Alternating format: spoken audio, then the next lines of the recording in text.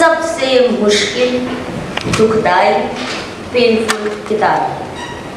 इसको लिखते वक्त, इसका मटेरियल जुटाते वक्त, कंसर्न लोगों से इंटरव्यू करते वक्त, फ्रॉम डे वन मुझे लगता है कि वो जो ट्रॉमा है कि ये क्या हो रहा है हमारे देश में, कितनी भीषण अवस्था है और कैसे हमारा सारा system, police, judiciary, politicians, top notch ऊपर से लेकर नीचे तक कितने या तो कॉम्प्रोमाइज हैं या मैनिपुलेबल हैं, और कैसे सबवर्सिव फोर्सेस इस देश की जड़ें काट रहे हैं घुन की तरह।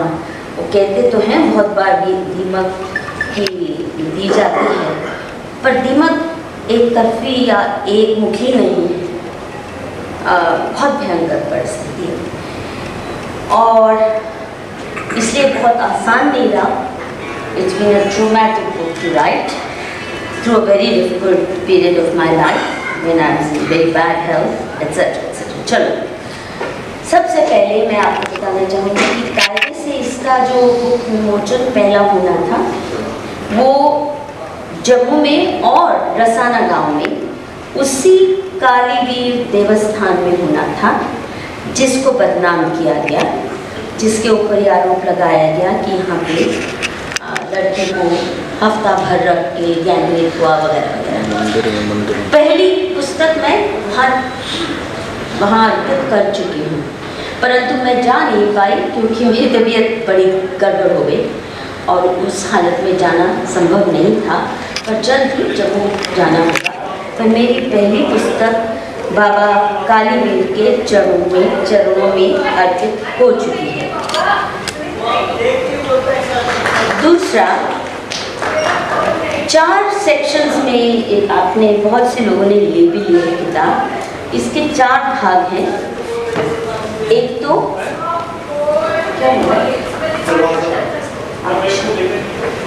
first section is the Katwa conspiracy and the bizarre charge sheet. The second section is lead players who peddled the fake narrative, and I have named all those people जिनका कायदे से पब्लिक ट्रायल होना चाहिए और ऐसी सज़ा होनी चाहिए जो शायद देशद्रोहियों को किसी ज़माने में मिला करती थी। अब तो it's freedom of expression, right, to be देशद्रोही।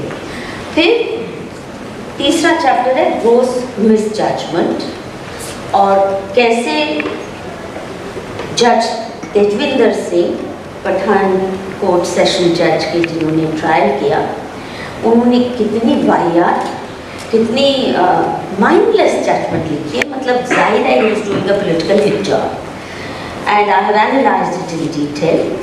जैसे मैंने फर्स्ट सेक्शन में चार्जशीट को बहुत डिटेल में किया है एनालाइज, और मैं विश्वास के साथ कह सकती हूँ कि कोई भी 12वीं का बच्चा जिसको अंग्रेजी का थोड़ा बहुत अच्छा खासा ज्ञान है कि वो पढ़ के नैरेटिव समझ सकता है, वो हंसे और या माथा पीटे कि ऐसे पुलिस लिखती है, ऐसा कुछ भी बकवास लिख देती है चार्जशीट इतने महत्वपूर्ण केस में।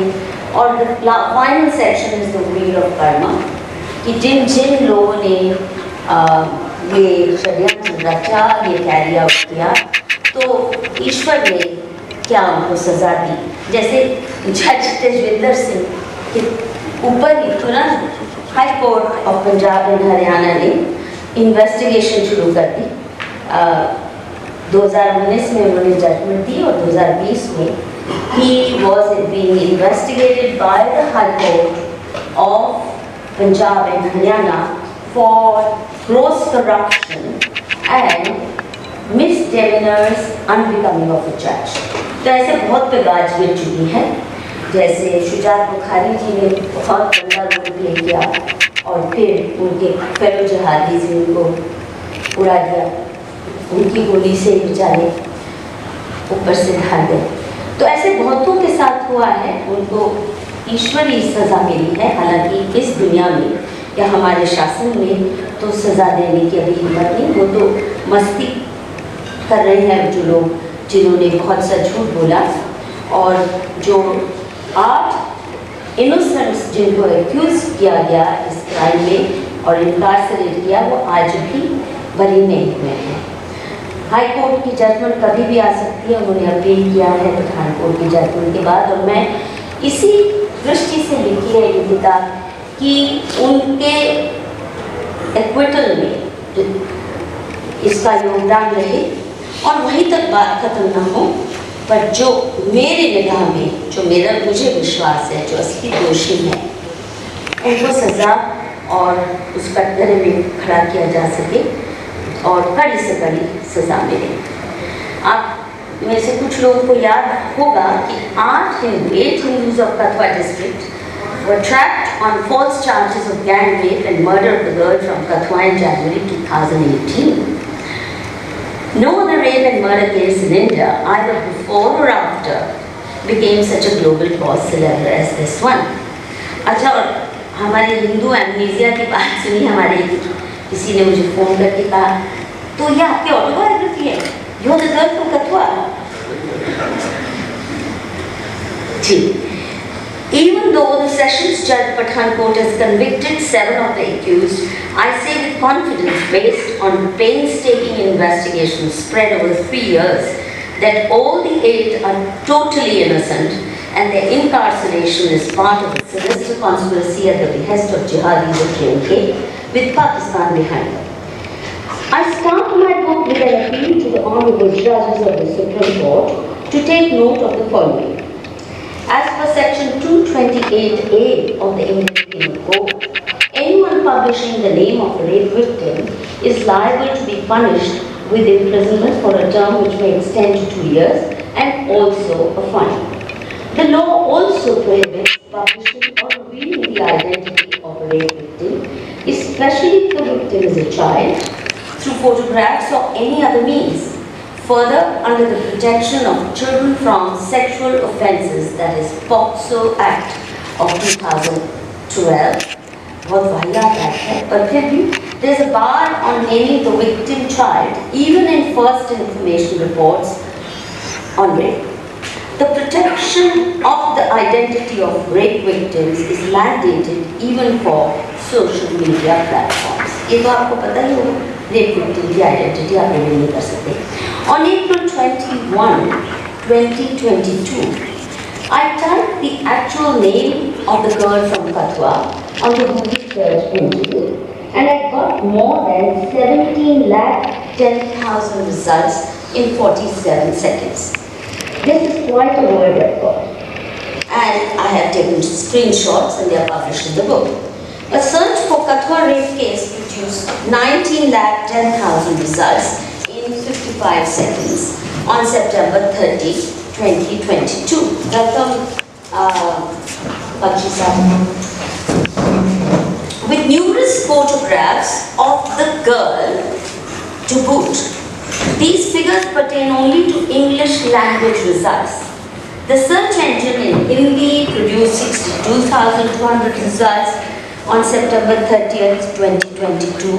Massive figures appear when one searches in other Indian languages: Marathi, Gujarati, Punjabi, Telugu, Malayalam, Oriya, Bengali, French, German, Arabic, Turk, मतलब सारे दुनिया में इसका बोलबाला हो गया।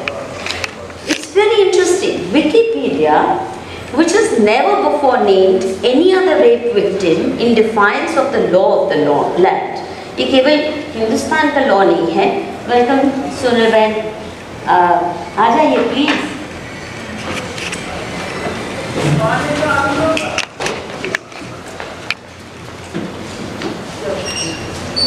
And apologies that we kept you waiting and then you have to go back and we started late. Wikipedia, which has never before named any other rape victim in defiance of the law of the land, has immortalized the Ghazwa victim thus.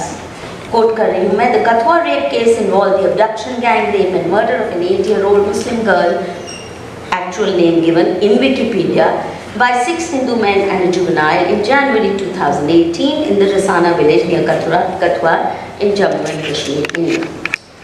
All things considered, it is safe to assume that revealing and publicizing her identity was part of a well-planned blitzkrieg.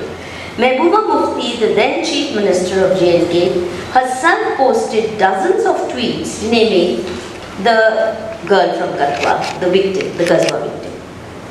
Greater Kashmir, a newspaper with intimate ties to the PDP and Hurriyat, was the first among the print media to reveal the Gazwa victim's name in its report on January 20, 2018, which is to say within days of a dead body being found. Shujat Bukhari's Rise in Kashmir also did the same. Even the BBC had, now England में भी आप name नहीं कर सकते, but even the BBC had. Sameer Yasir from Srinagar made sure to repeat her name several times and published her photograph very prominently on BBC website. Moreover, far from wanting to protect her identity, Mohammed Yusuf, who misled the world claiming to be the father of this girl, ये भी बहुत कम लोगों को पता है, नकली father, किसकी बेटी थी आज तक establish नहीं हुआ, उस पे मैंने पूरा chapter लिखा है कितना उसके आइडेंटिटी के बारे में भी कितने झूठ है. And but he named her, though he should have been protecting her identity, but he enthusiastically gave pictures of her along with him, ऐसे pose कर रहे हैं. In several such interviews, he posed with a photograph of her. Celebrity lawyers such as Indira Jaising and globally famous journalists like Parthata, usual culprits, Rajdeep Sardesai, Nidhi Rajan, Savika Ghosh, and lesser entities such as Aarti Tippu, Rahul Pandita, etc., chose to become willing megaphones of this sinister campaign. They cannot possibly plead ignorance of the law, and yet they went out of their way to identify the victim by her name and photograph in social media in order to encourage and spur others to follow suit. अच्छा वही लोग बरखा दत्त जब Washington post या Hindustan times में article लिखती है तो नाम नहीं लिखती क्योंकि वो अलाउ नहीं करते, पर हर सोशल मीडिया पोस्ट पे, हर ट्विटर, उसका हर ट्वीट नाम भी करता है, लड़की की फोटो भी दिखाता है.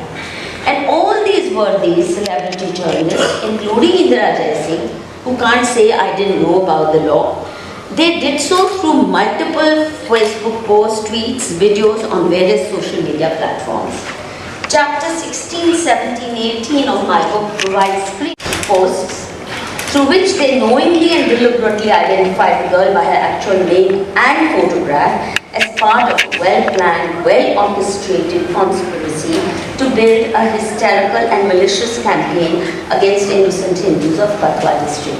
और मैंने उसके भाई से ये भी बता दिया, उससे मुँह से अनायास निकल गया, उसको मैंने कहाँ पहाड़ियों में ऊपर जाके ट्रैक किया, उसके कथवा का जो तथाकथित भाई कि ज़िंदगी में उस लड़की की एक ही फ़ोटो ली गई उसके डिसअपियर होने से 2 दिन पहले, उससे ना पहले ना उससे बाद 8 तारीख के बाद कभी कोई फ़ोटो ली गई.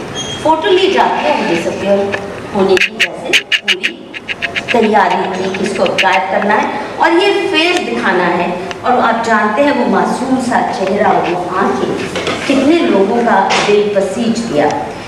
Therefore, I have demanded of the Supreme Court that all the self-appointed champions of the girl from Katwa, who made her name and face globally famous, including Mehbooba Mufti, the BBC correspondent, then the Khan Market gang of journalists and valley-based journalists, Bollywood and other media celebrities, जिन्होंने justice for कथवा victim करके बहुत posing की थी और बहुत heart rending बयान दिए थे यूट्यूब पे, they should be appropriately punish. तो कम से कम 2-3 साल की तो उनको सज़ा होनी ही चाहिए, और ये 2-3 से काम नहीं चलेगा, but as a beginning, because they went overboard in giving her name and her face unprecedented global publicity in brazen violation of law.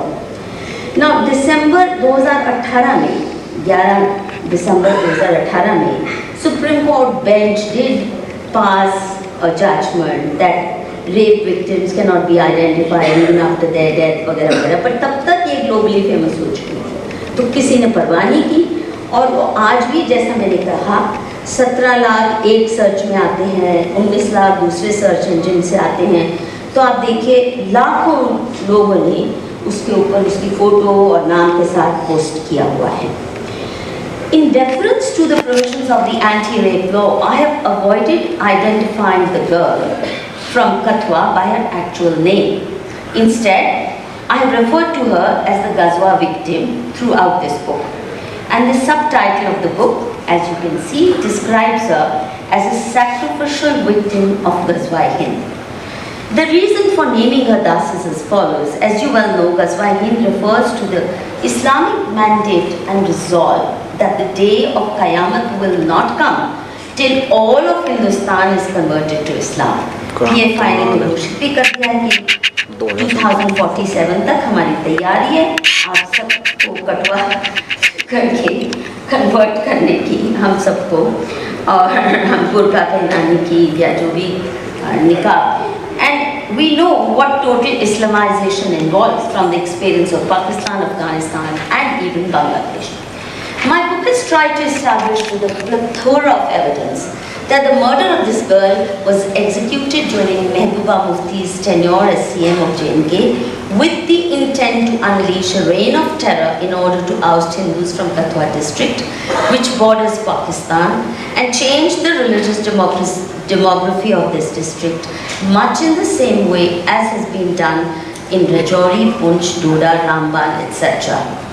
And Dr. Bakshi has written a whole book on that, which is coming, sir, a whole chapter on you in my second book, follow-up book, which will be perhaps the first book written on J&K politics from the standpoint of the real subalterns, that is Hindus of J&K. I have also offered plentiful evidence that the 8 accused who have been incarcerated since 2018 are totally innocent. They've been trapped on the basis of a fake narrative unleashed by Mehbooba Mufti, her handlers and her collaborators with a view to demonize Hindus of Kathua district, including the temple of the sacred most deity of Dogra Hindus, namely Baba Kali Devasthan, so that when Pakistani agents within India force the exodus of Dogras from this district, the rest of the country stays quiet, as we did during the ouster of Kashmiri Hindus. And it is not a coincidence. इतना बेचारे चीखे चिल्लाए कथुआ के Jammu province के हिंदू कि please CBI probe दे दीजिए. ये झूठा है narrative.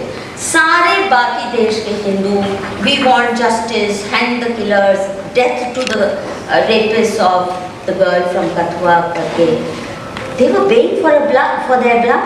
Nobody listened to them. हम इतने मूर्ख हैं कि हमारे गला काटने कोई आता है और वो हमें कहता है तुम तो काफिर हो, रेपिस्ट हो, ये वो. हम कहेंगे अच्छा ये तो काफी दो फिर. ये उससे भी मूर्ख बात हो रही है और वो पार्टीशन के बात हो रही है जो कि बहुतों के जीवन काल या उनके पेरेंट्स के जीवन काल में हुआ है. Now, who started unleashing the fake narrative? I've tracked it, and section 2 of the book has tracked how it all started, who started it. Please do read it. It's a serious investigative piece. लंबा है, डर मत जाइए. I've tried to make it very readable in very simple English so that even BA students can follow the book even if they don't have knowledge of law.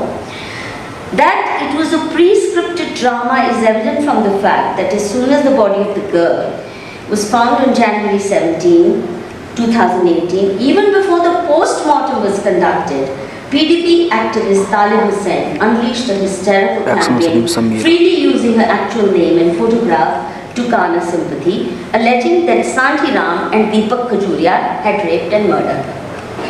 Now, Talib Hussain lives far away in some other district from Kathua district. He is not a resident of Kathua. He had no prior acquaintance or friendship with either Santi Ram or Deepak Khajuria. Then how did he know that these two men were the main culprits even before the police began its investigation? Of course, Modi को भी घसीट रहा था, संघियों को भी घसीट रहा था, जैसे मोदी ने ऑर्डर किया था rape or murder. Surely the names of these two men could not have been imprinted on the girl's body as a rapist and killers. कहाँ से उसको दिखा के उनका नाम तराशा गया उसकी बॉडी पे? And if he knew the abductors and killers in advance, why did he not inform the police on the very day the girl disappeared? Incidentally, this PDP Hurriyat activist has a long track record of criminal cases against him, including violence on the campus of Jammu University, attempt to murder, multiple rapes, including that of a JNU student and his own sister-in-law. वो JNU student ने तो publish भी किया है, शायद scroll में या कुछ मैंने पब्लिश किया उसकी सारी कहानी। It's spine chilling story of what a serial rapist, hardened criminal he is. और जम्मू यूनिवर्सिटी में कभी ये लॉ डिग्री कंप्लीट नहीं कर पाया, he was expelled, rusticated, fail होता रहा और रस्टिकेट हुआ क्योंकि वहाँ पे अटेम्प्ट टू मर्डर का केस और हिंसा के केस। फिर भी ये जी lawyer and human rights lawyer बरखादर Indira Jaising introduced him and legitimized his existence as a lawyer without a law degree. His wife has also filed cases against him for domestic violence, taking away all her jewelry and abandoning her with 2 children, extorting money from from her parents, demanding 10 lakhs and then beating her up because she was not able to produce 10 lakhs. And he abandoned his wife because she produced 2 daughters, not 2 sons. तो ऐसा व्यक्ति justice for girl from Kathua की campaign lead कर रहा है। Such a man was handpicked by Mehbooba Mufti to lead the pious sounding campaign demanding justice for the girl from Kathua. He began ranting about, now this is very significant. Why I say it's a fake case? He began ranting about Asifa's disappearance on his Facebook page starting January 14, 2018. यानी वो उसकी body नहीं मिली, 10 को वो गायब हुई है और तो 14 से ये शोर करता है फेसबुक पेज में अपने क्लोज सर्कल ऑफ फ्रेंड से। But this discussion was deliberately confined to his close circle of followers. He admitted in his post to having been in touch with the girl's family much before her body was found. Then why did he not make public the fact of her disappearance and pressure the police through media publicity and through protest demonstrations to recover her while she was still alive? Why was he waiting in the wings for her dead body to appear before he swung into action with massive protest demonstrations? After Talib Hussain unleashed the fake narrative, और उसने इसकी dead body postmortem से आ रही है highway पे, police ने दे भी दी, ambulance में से निकाल के डेड बॉडी को हाईवे पे रखता है, blocking traffic on the national highway जो कश्मीर तक जाता है और बॉर्डर तक जाता है, और जस्टिस डिमांड कर रहे हैं उसकी डेड बॉडी को हाईवे पे रख के। पुलिस ने कैसे दे दी? बीच में आपको हाईवे ब्लॉक करने को देखें कितनी कॉम्प्लिसिटी है। एंड उससे उस दिन से शुरू हुआ और तब ये बरखादर, निधि राजदान, शेखर गुप्ता, आरती टिक्कू, ये सब लोगों ने, Rahul Pandita also picked up and went berserk with the fake narrative. Now, I asked myself, what was so special about the girl from Kathua? इतना उसके ऊपर बवाल मचाया। As per the Delhi Commission for the Protection of Child Rights, in the capital city of India itself, more than 6,000 children are abducted and disappear without a trace every year. None of these celebrity journalists have ever campaigned for the recovery of any of these kids. रोज आपको अखबारों में दिखते हैं notice, lookout notice, ये लड़की गायब है, ये बच्चा गायब है। कभी आपने सुना इनका दिल पसीजते हुए दिल्ली में रह के उन बच्चों पे इन पे रह नहीं आया? While Kathua is more than 530 kilometers from Delhi, and to the best of my knowledge, none of these celebrity journalists have ever before or even after set foot in Kathua district. Jammu तक भी नहीं गए। What made the girl from Kathua so special that for a whole year Lutyens media mercenaries emoted profusely in order to unleash a hysterical and hate-soaked campaign against the alleged killers, not just within India but even globally? And it wasn't just that these people, ये लोग खराब हैं जिन्होंने इस लड़की को rape किया या ये हिंदू आर्ट खराब है, but it was really, by involving the temple, it was an attack directly on Hindu Dogras of Jammu province. Barkha runs to Kashmir at the slightest provocation in defense of Pakistan prop terrorists and secessionists of the valley. She proudly posts her lovey-dovey photographs with families of terrorists riding pillion on a motorbike behind self-declared secessionists. But she never thought it necessary to visit Kathua, interview the families of the targeted Hindus, nor bother to speak to the Jammu and Kathua bar associations, who led massive protests demanding nothing more than, what were they demanding? Nothing more than a fair CBI probe into the alleged rape and murder of the girl. CBI probe demand की तो इन्होंने सबने शुरू कर दिया कि ये तो प्रो रेपिस्ट, हमें कहते हैं प्रो रेपिस्ट हैं, क्योंकि मैं डिफेंड कर रही हूँ रॉन्गली टारगेटेड को. Incidentally, this is very important. The leader of these protests was then President of the Bar Association of Jammu High Court, Shri B.S. Lathia, who sadly passed away in June 2020. He also happened to be a veteran Congress leader of Jammu, respected for his fair-minded assessment of issues. Two senior BJP ministers, Forestry Minister Chaudhry Lal Singh and Industries Commerce Minister Chandra Prakash Ganga, led massive protests demanding only CBI probe. कुछ और नहीं कि hang करो पर CBI probe पहले कर लो, ये बहुत गलत काम हो रहा है. And in some of these demonstrations, there were 50,000 people, for example, marching all the way from Kathua district, या जो चौधरी लाल सिंह है उनकी कंस्टिट्यूएंसी से जम्मू तक आते हैं, तपती धूप में, गर्मी की धूप में आते हैं केवल ये मांगने की CBI इन्वेस्टिगेशन हो, और उनको सुप्रीम कोर्ट तक धमकाता है कि अगर तुमने मुंह खोला इसके बाद तो आपके सारे लाइसेंस कैंसिल हो जाएंगे. They came to Supreme Court demanding, plea file की, उनको तो स्नैप किया ही किया, पर यहाँ से बार एसोसिएशन ने भेजी अपनी टीम उनको धमकाने के लिए कि चुप हो जाओ नहीं तो तुम सबके लाइसेंस कैंसिल हो जाएंगे. ऐसी धमकी सुप्रीम कोर्ट ने कश्मीर वैली के कभी उन लॉयर्स ने दी थी जो कि सेसेशन के फेवर में आए दिन रेजोल्यूशन पास करते रहे. Senior advocate Slathia was no Sanghi, but the Barkha-led media mercenaries did not extend to any Hindu leader, no matter from which party, the simple courtesy of finding out why they were outraged at the manner in which Mehbooba Mufti handled the Kathua case. And as I said, even those from Congress party were treated with disdain. हालांकि यहाँ Congress party उसको prop up कर रही थी, उसका ये narrative to support Mehbooba Mufti.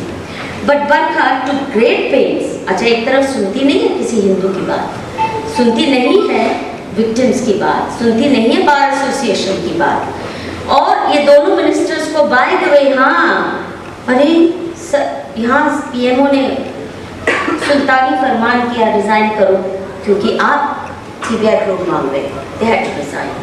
And you will understand why these two ministers were targeted. One forestry minister because he was doing a good job of evacuating illegal Rohingyas and Bangladeshis and other illegal trespassers on forest lands. But Barkha took great pains at interviewing and promoting with great gusto this notorious gangster, fake lawyer named Talib Hussain with serious history of crimes. जैसे मैंने बोला कि murder से लेकर serial rape, extortion, क्या नहीं उसने किया हुआ. But can even a novice in journalism behave in such a gross partisan manner as did Barkha Dutt and the rest of them. Nidhi भी नहीं गई कथुआ, राजदीप सरदेसाई भी नहीं है, यहाँ से बैठ के ही इमोट करते रहे, इनका हार्ट ब्लीड करता रहा, खून की नदियाँ बह गई दिल्ली में, इतना इनके दिल से ब्लीडिंग हुआ उस लड़की के लिए, दिल्ली के किसी बच्चे के लिए आज तक नहीं हुआ. Without setting foot in Kathua, without ever talking to families of the accused or the Bar Association, she declared a verdict in favor of Mehbooba Mufti floated fake narrative. This is neither the first nor the last time that Barkha Rani, as a well-groomed mercenary, has done a hit job on the vulnerable Hindu community. No wonder लश्कर-ए-तौयबा के हाफिज Said तक उनको उनकी तारीफों के पुल बनते हैं. खैर, अब ये स्पून फेड नैरेटिव है, ये मैंने कैसे इस्टेब्लिश किया है कि कैसे कौन स्पून फीड कर रहा था ये फेक नैरेटिव, क्योंकि और तो और छोड़ो कि उन्होंने इसकी नहीं सुनी, उसकी नहीं सुनी, परंतु आप देखिए अगर इनके ट्वीट्स पढ़ें, it's clear that they neither read the charge sheet nor the two post-mortem reports. My book exposes with irrefutable evidence those who spoon-fed malicious lies to these prostitutes. It's too respectable. They neither personally investigated the case nor listened to those who had other facts to tell them. The two post-mortem reports, hear this, do not support the charge of rape. I wish I had a presentation to make. There are so many visuals I could have shown you. अगली बार ध्यान रखेंगे. हाँ, book में तो है. हाँ, you're right. But they peddled outright lies about multiple gang rapes. कि उस temple में multiple gang rapes हुए over several days while the girl was allegedly held captive in that Hindu mandir. Both PMRs say categorically no sperm detected on either the girl's body or her clothes. Moreover, the PMRs make no mention of injuries to her private parts or her internal organs. Gang rape अगर छोटी बच्ची का multiple times होता है तो आप सोचो कि internal injury कोई नहीं होगी, ऐसा कुछ भी नहीं था. Talib Hussain, who led the Justice for Girl campaign, had repeatedly alleged that the girl had been electrocuted. But the post-mortem reports do not mention electrocution. पर ये मीडिया में काफी चला. Her self-proclaimed father, a fake father, had alleged that there were bite marks all over the girl's body. But the post-mortem report does not mention any bite marks, either human or that of animals. The crime branch charge sheet, the very bizarre charge sheet, alleged that she died after being strangled, and after strangling her, her head was hit twice with a heavy stone. अगर वाकई 8 साल की बच्ची है, उसकी as के बारे में काफ़ी शक शुबा है जो मैंने डिस्कस किया है. आप सोचिए कि उसकी इंजरीज होंगी कि नहीं स्कल पे अगर 1-2 किलो का पत्थर मारो. But the post-mortem report does not mention any injuries to the skull or her forehead. It merely talks about an abrasion on one of the thighs, abrasion and forearm, and one wound behind the ear. In fact, the column for head in the postmortem report says, scalp, no external or internal injury seen, bones intact, base of skull ending. यानी skull में कोई injury नहीं, पर पत्थर से वो चोट खा के बिल्कुल ठीक रही लड़की. These are a few of the countless holes in the fake narrative built around this case. Now the charge sheet. I decided actually to investigate this case personally in April 2018. Murder हुआ January में 2018 when the revised charge sheet was released by the Mehbooba Mufti government. She was not only CM at that time, she was also the Home Minister. Once I read that charge sheet, I could see that even a D-grade Bollywood film script writer addicted to crafting gross and illogical scripts would find the narrative in the Kathua charge sheet laughable.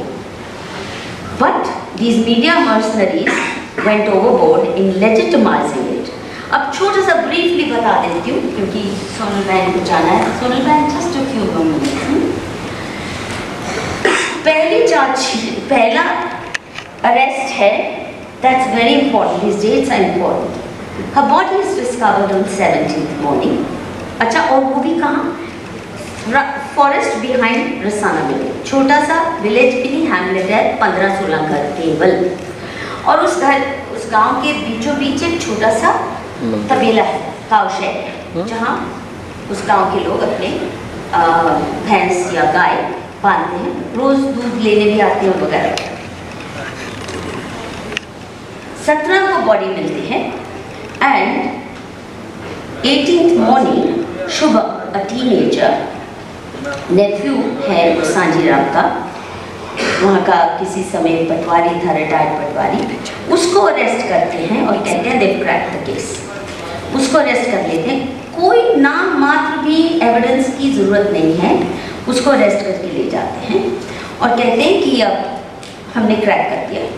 But the story they wove around Shubham, this young man who they refused to, after admitting that he was a juvenile, and they said no, he is adult करार कर दिया, नहीं माना teenager है, और ताकि adult की तरह ट्राई होकर उसको फांसी भी दी जा सके, जुवेनाइल को नहीं दी जा सके ना।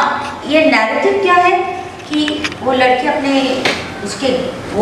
अपने परिवार के घोड़े चराती थी, तो उसके घोड़े खो गए, तो उसने कहा मेरे घोड़े देखे, तो इसने कहा मैं दिखाता हूँ। अपने घर के छत पे था, नीचे गया, उसके साथ जंगल में गया, घूमा फिरा, फिर कहते चल तेरे को अबडक्ट कर लेता हूँ। हाँ, वो आ गई, आराम से आ गई, और फिर गांव के बीचों बीच वो काउ शेड में आके उसको एक टूटे फूटे काउ शेड, मतलब इतना गरीब फर्नीचर काउ शेड, दरवाजे भी टूटे हुए, कोई ऐसा नहीं कि सिक्योर एक भी दरवाजा ना का। ये कहा जाता है कि उसको वहाँ उसने बांधा कैसे?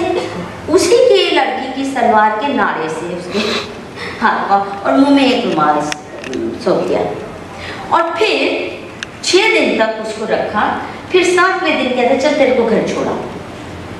अच्छा, 6 दिन उसको खिलाता पिलाता रहा, घर से चोरी खाना लाता रहा, टॉफियाँ भी लाता रहा, फिर रात को उसको घुमाने भी लेता जाता रहा ताकि वो पॉटी कर ले, सुसु कर ले, और पॉटी के बाद फिर उसकी पॉटी भी धोता था। ही ऑल्सो वॉश्ड बॉटल्स, मतलब इतना लविंग जुवेनाइल फैंटेसी। हाँ, टॉफी भी खिला रहा है, खाना भी खिला रहा है, पर एक बात हो जाता है कि इतनी जनवरी की सर्दी है तो ब्लैंकेट या रजाई भी चोरी करके ले आए।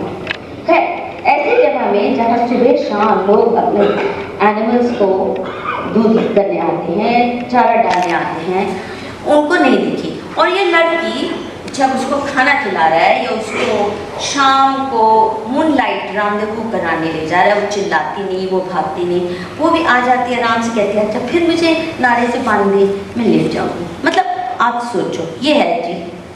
फिर एक नैरेटिव बदलता है पेज 3 ऑफ द चार्जशीट से, ये बरकरार है 3 पेजेस तक। And law students please pay attention to it, क्योंकि पुलिस अक्सर ऐसे वाहियात काम करती है और आप नहीं पकड़ते हो, और इसलिए इतने टेररिस्ट छुटते हैं बिकॉज ये रूटीन काम है पुलिस का, ऐसी वाहियात हरकतें करना। खैर यहाँ तो पॉलिटिकल मैनेजमेंट को ऑर्डर किया है। फिर उसके बाद एक नैरेटिव शुरू होता है, वो होता है इस लड़के को अच्छे से टॉर्चर करके इससे बयान दिलवाया जाता है। He is made to confess the names of other accomplices. फिर 7 और अकम्प्लिस जुड़ जाते हैं और कहा जाता है कि मास्टरमाइंड इस सब का है अ मैन कॉल्ड सांजीराम, इसी का मामा है, और उसके साथ एक दीपक खजूरिया को भी, वो स्पेशल पुलिस ऑफिसर जो ये गौ हत्या के केसेस में बहुत active, smuggling of cows for slaughter. तो ये 2 लोगों को मास्टरमाइंड करके पकड़ा जाता है साथ में, और कुल मिला के 8 लोग। 1 सन ऑल्सो एक्यूज में सांजीराम के सन एक बेटे को भी डाला जाता है, जो मेरठ के पास मुजफ्फरनगर में एक एग्रीकल्चर कॉलेज में पढ़ रहा था, और वहाँ प्रूफ है कि वो किस दिन वहाँ गया, उन दिनों में वहीं था, अपने इम्तिहान दे रहा था, उसके पास इम्तिहान देने के सीसीटीवी फुटेज थे, वहाँ पे एटीएम के सीसीटीवी फुटेज थे वगैरह वगैरह, और दर्जनों एविडेंस थे। प्रिंसिपल, उसकी लैंडलेडी जहाँ वो पेइंग गेस्ट था, उसको भी कहा। ये इसको बुलाया गया, इसके कज़न ने, सुनिए तो, बुलाया गया इसका कज़न, कहता देखो हमने एक लड़की पकड़ी है ना, तू जल्दी से आ जा टू सेटिस्फाई योर लस्ट। वो अपने इम्तिहान छोड़ के गरीब परिवार का बेचा है, और कितना गरीब परिवार है कि उसके अकाउंट में कभी 500 रुपये भी नहीं होते थे, मतलब छोटे उसको उसकी बहन के अकाउंट से कभी 500 निकलवा रहा है, वो गरीब परिवार है। खैर वो मैंने सारी डिटेल्स दी हैं।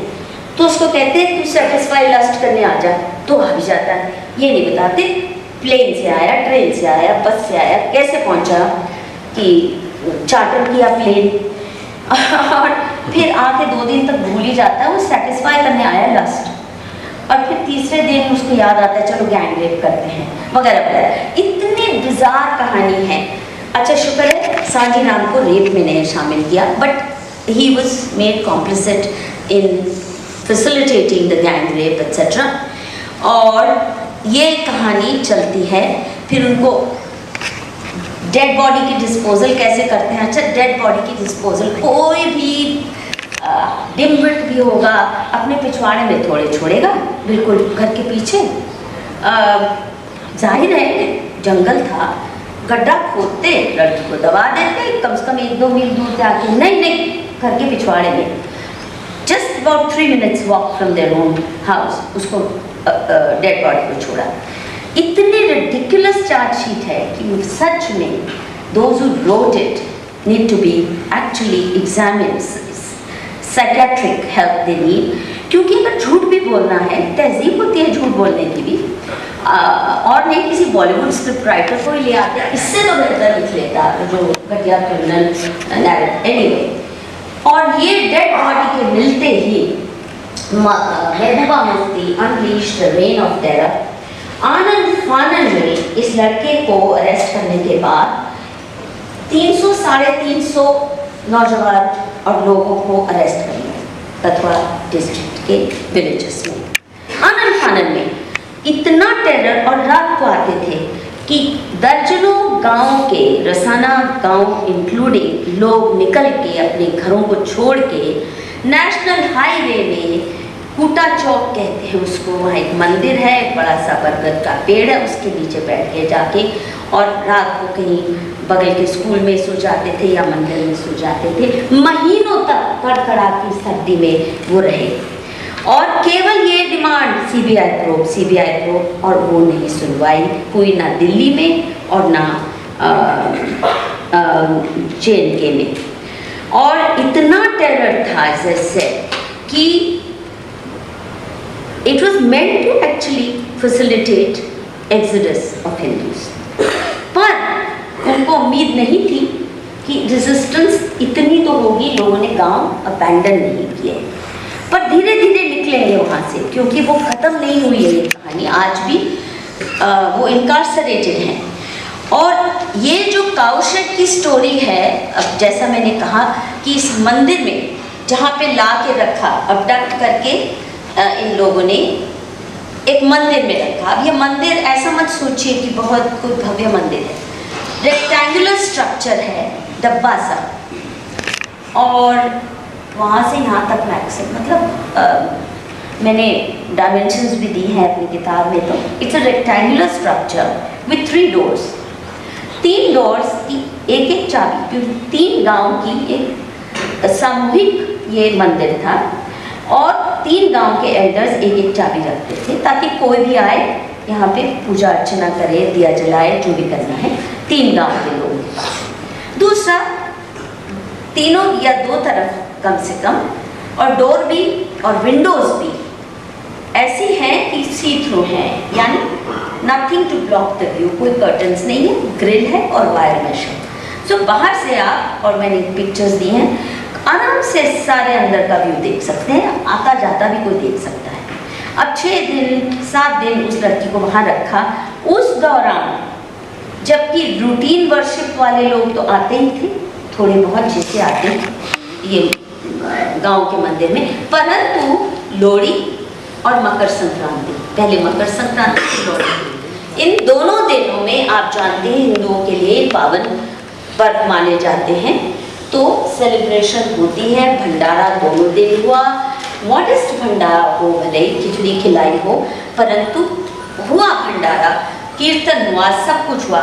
उसी दौरान कहते हैं लड़की को एक टेबल, कभी कहते हैं टेबल के ऊपर, कभी कहते हैं टेबल के नीचे, अच्छा उस कमरे में केवल एक 4 बाय 3 फुट का टेबल है, जिसपे वो बर्तन, भंडारे के बर्तन रख देते हैं, या जो प्रसाद बनता है उसका सामान, इतना छोटा सा, ओपन टू व्यू, कोई छुपा हुआ नहीं, वहाँ कोई तहखाना नहीं, कोई और फर्नीचर नहीं, बिल्कुल खाली सपाट कमरा है।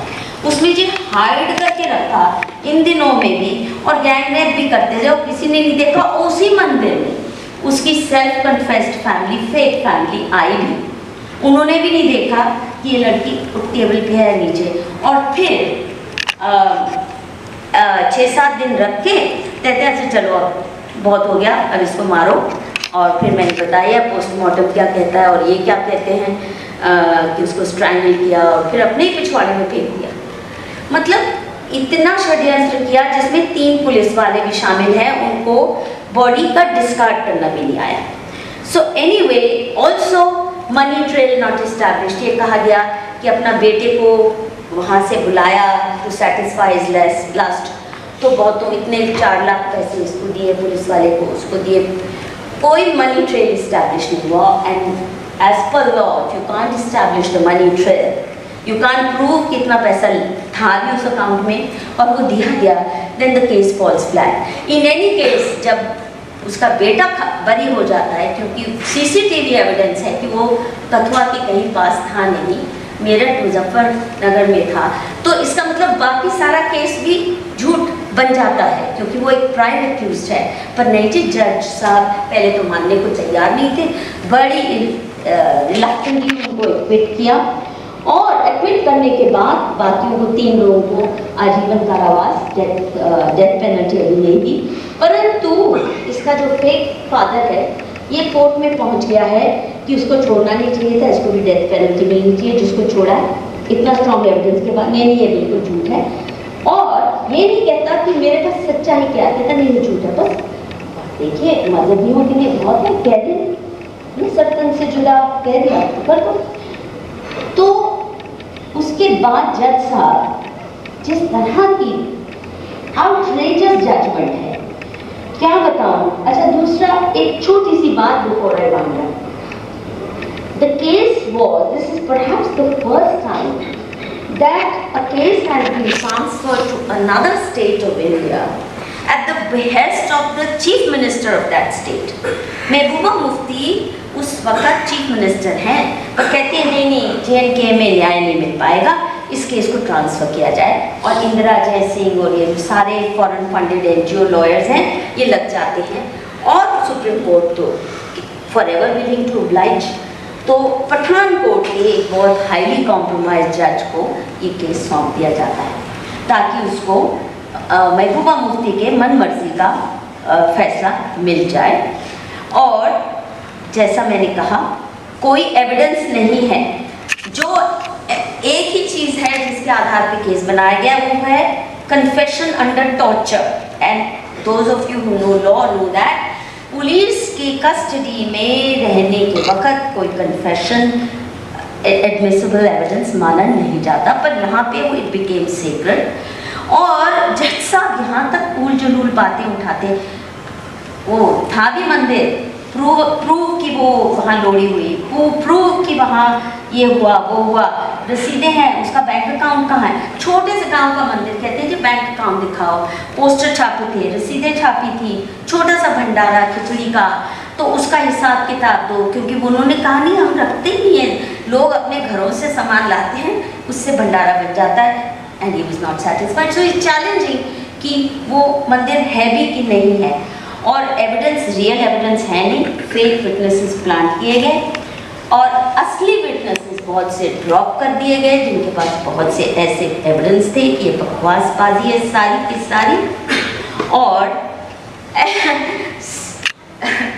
क्या बताऊँ, एक तो कोई एविडेंस नहीं है, तो श्वेतांबरी जी हैं वहाँ की FDCP, जो एविडेंस कलेक्ट करने के नाम पर 1 महीना बाद जाती हैं उस मंदिर में, कहती है मुझे 4 हेयर या 5 हेयर स्ट्रैंड्स मिले हैं लड़की के, 1 महीना रोज झाड़ू होता है, 5 उसको बाल मिल गए कहाँ से। फिर उसका DNA टेस्ट करेंगे बालों के साथ उस लड़की का एक्सयूम करके, DNA टेस्ट ये नहीं किया कि सच में इनकी बेटी है भी कि नहीं। साथ में उस गांव के पीछे बख्शी साहब, she went around collecting shit samples, such a shitty case।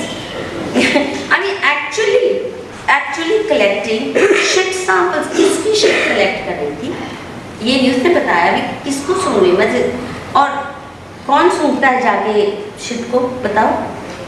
Anyway, the point, the long and short of it is, I declare with full conviction that the 8 targeted persons are totally innocent, और जिन्होंने ये crime किया है उन तक पहुंचना बहुत ज़रूरी है। It's not enough that the wrongly accused and incarcerated, जो सड़ रहे हैं जेल में अभी भी, उनको छुड़ाया जाए। उनको ये लोग तो फांसी के फंदे तक ले जाने के लिए पिटिशन डाली हुई और सरकार ने सपोर्ट भी कर दिया, हाँ इनको फांसी चढ़ाओ। हाँ जी, हाँ जी, इवन आफ्टर गवर्नर्स रूल है। But we can reach to the real criminals only if Mehbooba Mufti's role is investigated thoroughly, along with that of Talib Hussain, her right-hand man, that hardened criminal, along with the megaphones in Delhi, the Barkha Dutts, the entire Jinbang lot, to know who was providing them daily to hit, कहाँ से script आ रहा था।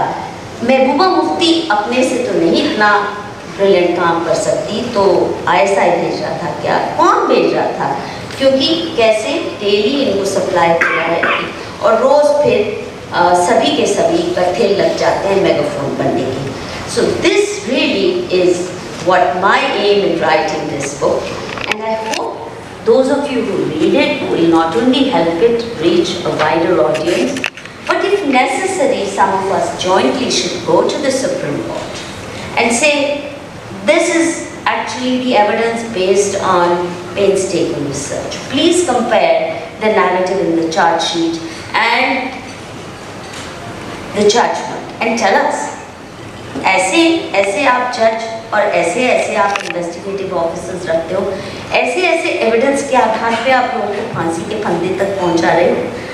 And we have to be clear, Hindu lives matter, and therefore I plead with you all to support this campaign for justice for the endangered Hindus of Jammu।